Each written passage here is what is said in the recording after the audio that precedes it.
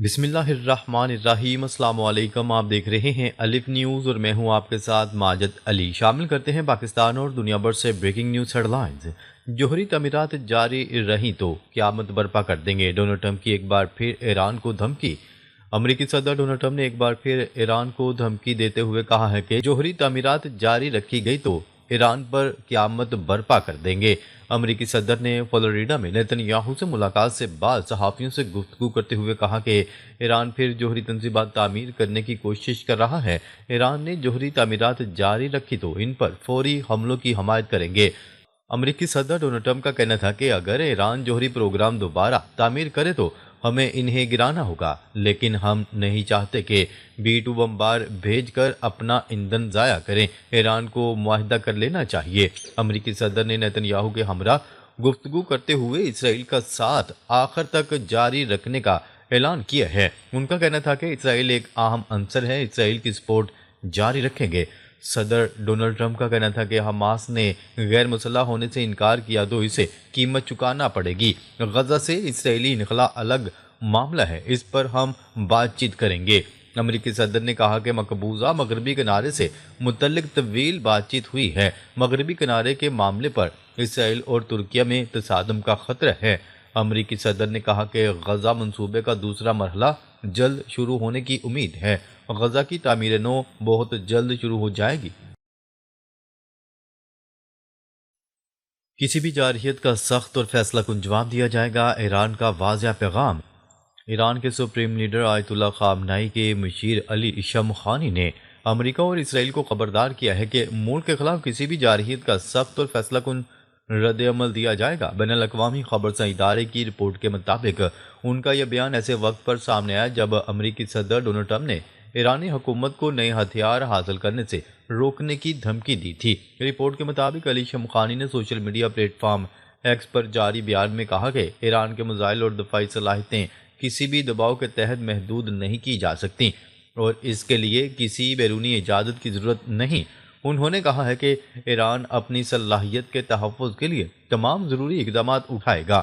Reports کے مطابق یہ رد عمل ڈونلڈ ٹرمپ اور اسرائیلی وزیر اعظم نیتن یاہو کی مشترکہ نیوز کانفرنس کے بعد سامنے آیا، جس میں امریکی صدر کا کہنا تھا کہ امریکہ مذاکرات کے لیے تیار ہے، تاہم اگر ایران دوبارہ جوہری صلاحیتیں حاصل کرنے کی کوشش کرتا ہے تو ہر ممکن خطرے کو فوری طور پر ختم کر دیا جائے گا۔ ایرانی وزارت خارجہ کے ترجمان اسماعیل بقائی نے بھی کہا ہے کہ ایران اسرائیل کی سرگرمیوں پر گہری نظر رکھے ہوئے ہے اور اپنی دفاعی تیاریوں کو مزید مضبوط کر رہا ہے۔ انہوں نے خبردار کیا ہے کہ کسی بھی نئی مہم جوئی کا رد عمل ماضی کی 12 روزہ جنگ سے کہیں زیادہ سخت ہوگا۔ ایران کی جانب سے یہ سخت بیان ایسے وقت پر سامنے آیا جب اطلاعات ہیں کہ اسرائیل ایران کے بیلسٹک میزائل پروگرام کو محدود کرنے کے لیے امریکہ کے ساتھ مشترکہ کارروائی پر زور دے رہا ہے۔ چین کی تائیوان کے گرد اب تک کی سب سے بڑی فوجی جنگی مشقیں، درجنوں طیارے، بحری جہاز اور میزائل یونٹس شامل۔ ان مشقوں کا مقصد کسی ممکنہ تنازع اور تائیوان کو بیرونی مدد سے محروم رکھنے کی صلاحیت کا مظاہرہ کرنا ہے۔ چین کی ایسٹرن تھیٹر کمانڈ کے مطابق جسٹس مشن 2025 نامی ان مشقوں کے تحت فوجی دستے، جنگی بحری جہاز، لڑاکا طیارے اور توپ خانوں کو تعینات کیا گیا ہے۔ ان مشقوں میں تائیوان کا محاصرہ، زمین اور سمندر میں اہداف پر براہ راست فائرنگ اور فرضی حملوں کے ساتھ ساتھ اہم بندرگاہوں کی ناکہ بندی کی مشقیں بھی شامل ہیں۔ چین کی میری ٹائم سیفٹی ایڈمنسٹریشن کے مطابق لائیو فائرنگ کی مشقیں منگل تک 7 علاقوں میں جاری رہیں گی، جو مجموعی دھارا کار اور تائیوان کے قریب ہونے کے لحاظ سے اب تک کی سب سے بڑی مشقیں ہیں۔ تائیوان کی وزارت دفاع کے مطابق پیر کے روز جزیرے کے گرد 90 چینی فوجی طیارے، 14 جنگی بحری جہاز اور 14 کوسٹ گارڈ کشتیاں سرگرم رہیں، جبکہ مغربی بحر الکاہل میں مزید 4 جنگی جہاز بھی دیکھے گئے۔ صدر پیوٹن کی رہائش گاہ پر ڈرون حملوں کی کوشش، روس کا یوکرین پر الزام۔ روس نے الزام عائد کرتے ہوئے کہا ہے کہ یوکرین نے روسی صدر ولادیمیر پیوٹن کی سرکاری رہائش گاہ میں ڈرون حملے کی کوشش کی۔ روسی وزیر خارجہ کا کہنا ہے کہ یہ حملہ ریاستی دہشت گردی کی پالیسی کے تحت کیا گیا، تاہم روس نے تمام ڈرون مار گرائے اور کسی نقصان سے بچا لیا۔ سرگئی لاروف نے واضح کیا کہ ایسی کارروائی کا لازمی جواب دیا جائے گا۔ اور یہ روس کی قومی سلامتی کے لیے خطرہ ہے۔ انہوں نے مزید کہا کہ روس اپنی حفاظت کے لیے تمام ضروری اقدامات کرے گا۔ یوکرینی صدر نے پیوٹن کی رہائش گاہ پر حملے کے الزامات کی تردید کر دی۔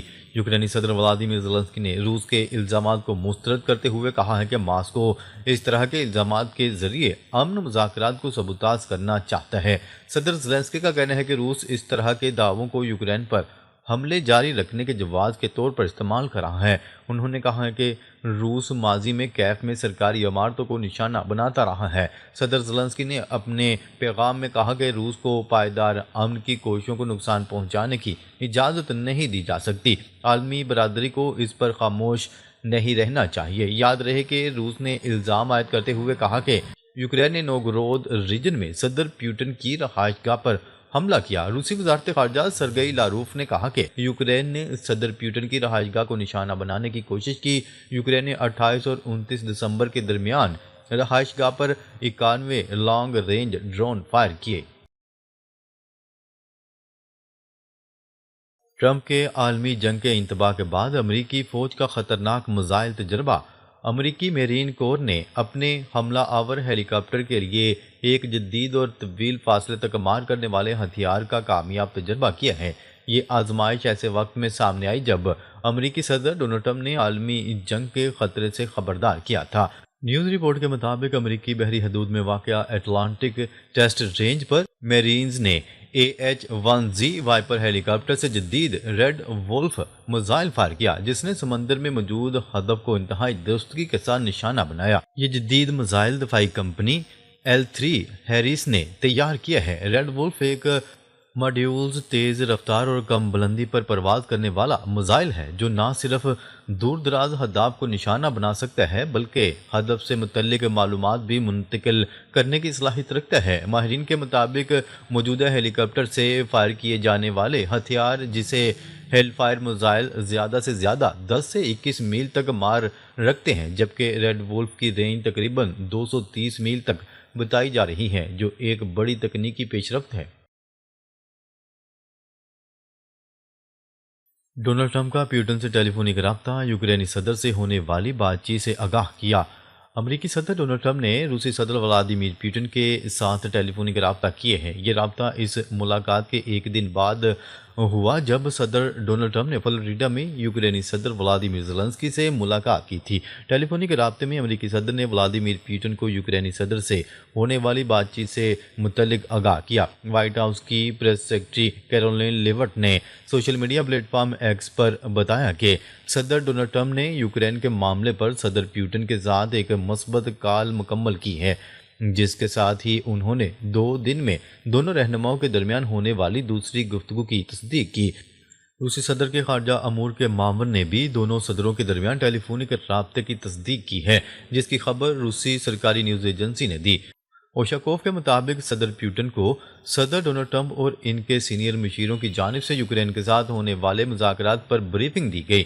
یہ فون کال ایسے وقت میں ہوئی جب ماسکو نے کیف پر شمالی روس میں صدر ولادیمیر پیوٹن کی رہائش گاہ پر ڈرون حملہ کرنے کا الزام عائد کیا اور خبردار کیا کہ وہ یوکرین جنگ کے خاتمے کے لیے اپنی مذاکراتی پوزیشن پر نظر ثانی کرے گا۔ اوشاکوف نے مزید کہا کہ صدر پیوٹن نے صدر ڈونلڈ ٹرمپ کو بتایا کہ یوکرینی ڈرون حملے کے بعد روس امن مذاکرات میں اپنی پوزیشن کا جائزہ لے گا۔